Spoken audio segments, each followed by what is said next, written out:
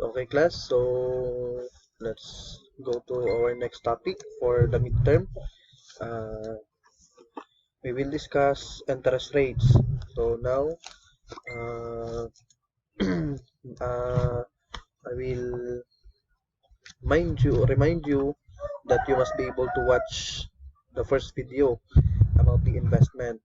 It's because in an investments, so for you to have an income, so you must know first, you must understand first the what is investments, what are the kinds of investment, classification, and at the same time, in-include ko na din doon yung application ng accounting.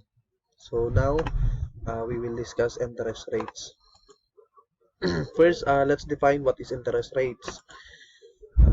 Interest rates is the amount a lender charge for the use of assets expressed as a percentage of the principal. Take note class, ito yung charge ng lender or ng creditor. For the use, ibig sabihin parang nagre-renta ka for the use of assets.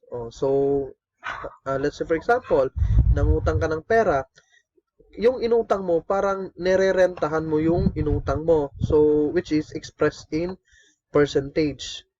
So, the interest rate is typically noted on an annual basis known as the annual percentage rate. So, the assets borrowed include cash, consumer goods, or large assets such as vehicle or building. So, ito yung usual class na pinapatawan ng interest. Pera or cash, consumer goods or yung mga, let's say for example, nangutang ka ng bigas or any other commodities. O di kaya large assets just like vehicle. So mangungutang ka ng sasakyan o di kaya ng building. And at the same time, lupa, pwede din. Next, key takeaway. So ito dapat tandaan. Number 1, interest rate is the amount charged on top of the principal by a lender to a borrower for the use of assets.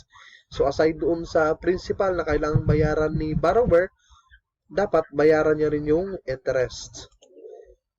Most mortgage use simple interest. However, some loans use compound interest, which is applied to the principal but also to the accumulated interest of previous periods. So, the usual class na computation of interest is simple interest. So, magkano yung inutang, multiply mo yung interest rates, at saka multiply mo din kung gaano kahaba yung time. Next, or di kaya compound interest. Sa compound interest naman, aside yung principal ang nag-i-interest din yung mga previous interests. So that is compound. Next, a loan that is considered low risk by a lender will have a low interest rate. A loan that is considered high risk will have a higher interest rate. So, ito yung importante dito class. Kapag yung loan or yung utang, mababa ang interest, mababa din yung risk. Take note of that.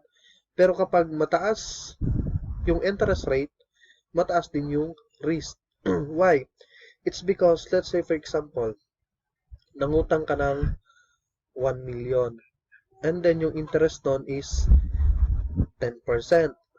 So, kapag yung interest rate mo is mataas din yung risk na hindi makapagbayad si borrower. It's because yung interest rate mo mataas.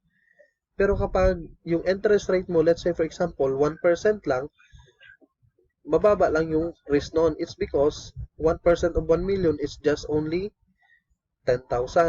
I-compare mo dun sa 10% ng 1 million is 100,000. So, mas mabigat na bayaran ni borrower yung 100,000 versus the 10,000. So, yan yung sinasabi doon na kapag the higher the interest rate, the higher the risk. Next, consumer loans typically use annual percentage rate, which does not use compound interest. So, sa compound interest kasi class is parang mabigat ito. Kasi nga, yung interest, mag-i-interest pa for the next month. And lastly, the APY is interest rate that is earned at a bank or credit union from a savings account or certificate of deposits. Savings account and certificate of deposits use compound interest. So let's say for example, may account ka sa bangko, nag-deposit ka, so yung computation ng bangko is a compound interest. Next, so let's understand the interest rates. Interest is essential a rental or leasing charge to the borrower for the use of an asset. So take note class, so nangutang ka ng pera, syempre may renta yon, right? So o di kaya uh, hiram ka ng kotse, so may renta din yon. So yung bayad dun sa renta, that is the interest. Naintindihan? And every time yung borrower use an asset, there is a leasing charge or rental or interest. So kapag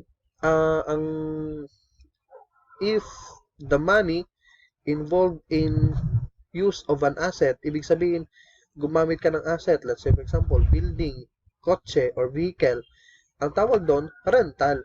Pero how about kung pera naman yung hiniram mo, ang tawag na doon interest. So term lang yon ang pinagkaiba nila. In the case of a large asset such as vehicle or building, the lease rate may serve as an interest rate. So, yun na yung sinabi ko class. When the borrower is considered to be low risk by the lender, the borrower will usually be charged a lower interest rate.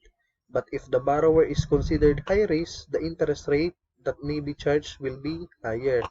Risk is typically assessed when a lender looks at a potential borrower's credit score, which is why it is important to have an excellent one if you want to qualify for the best loans. Ibig sabihin daw nito class, let's say for example, nangutang ka ngayon sa bangko. Hindi basta-basta class nagpapautang ang bangko sa isang tao or di kaya sa isang corporation. So ina-assess pa yan ng bangko kung yung mangungutang ba or yung borrower ba has the capacity to pay. So yan yung pinaka-importante doon. May capacity ka ba na magbayad? If kung ikaw, you have a business and at the same time,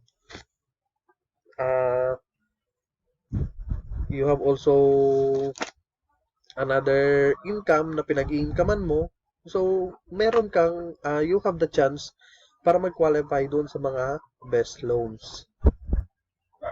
Okay, next class is, for loans, the interest rate is applied to the principal, which is the amount of loan.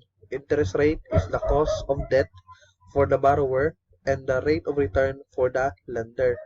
So, let's for example, nag-loan ka 50,000. So, yung interest rate daw class is mag-apply doon sa principal. So, nangutang ka ng 10,000. Multiplied mo ngayon sa 10%. So, 10% of 10,000, that is 1,000.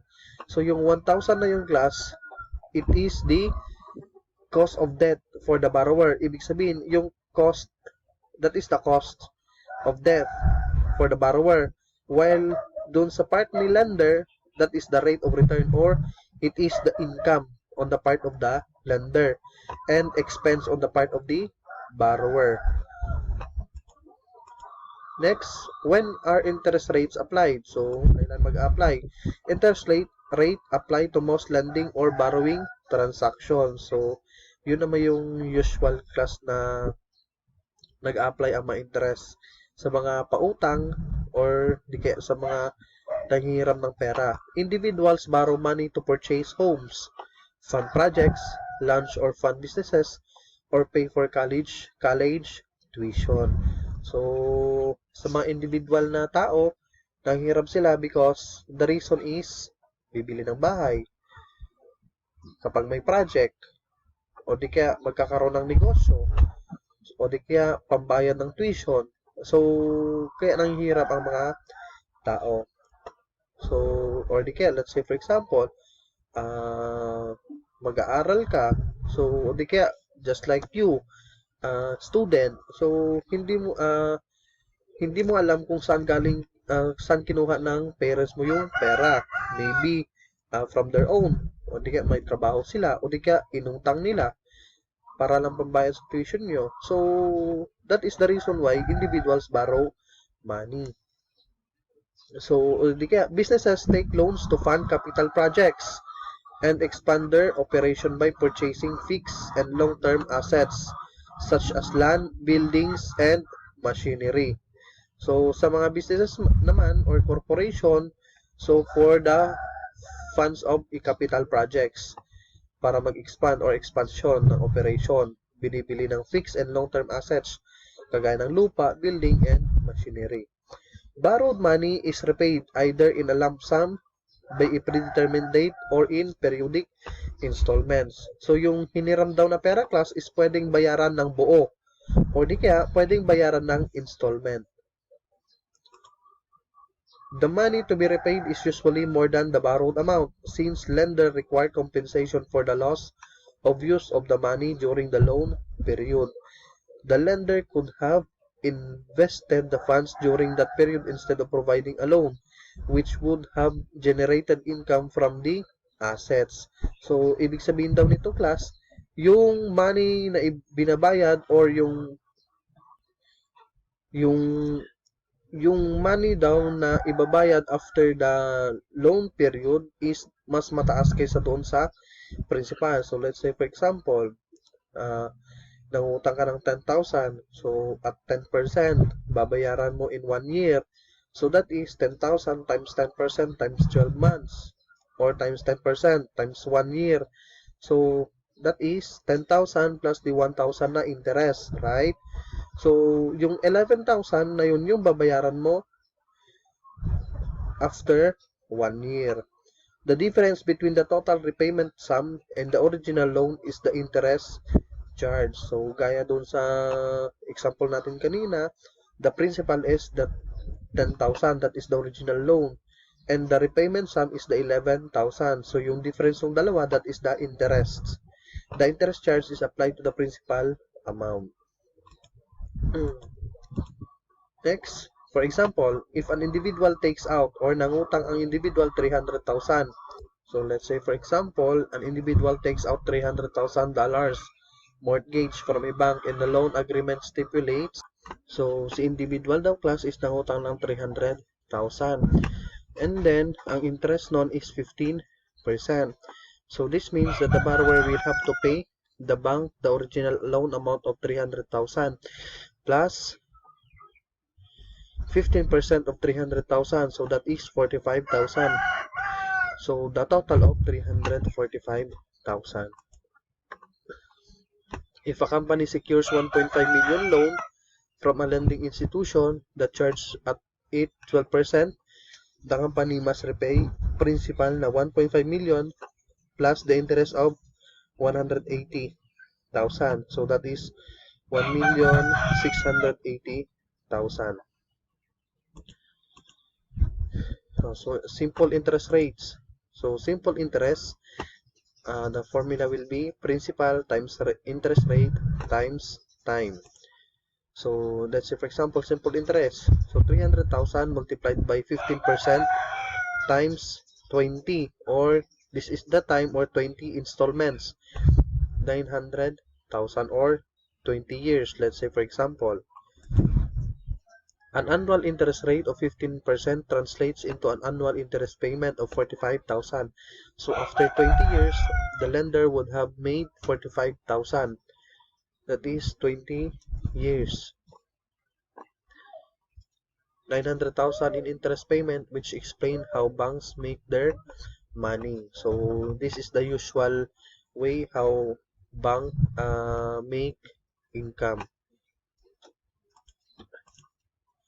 Compound interest rate. Some lenders prefer the compound interest method, which means that the borrowers pays even more interest in interest. Compound interest, also called interest on interest. Ibig sabihin daw class, let's say for example, nangutang ka ng 10,000, babayaran mo in 2 months. Compound interest rate yon. So, ibig sabihin, for the first month, 10,000 multiplied by 10%, right? So, 1,000 na. Pagka next month, 11,000 times 10%.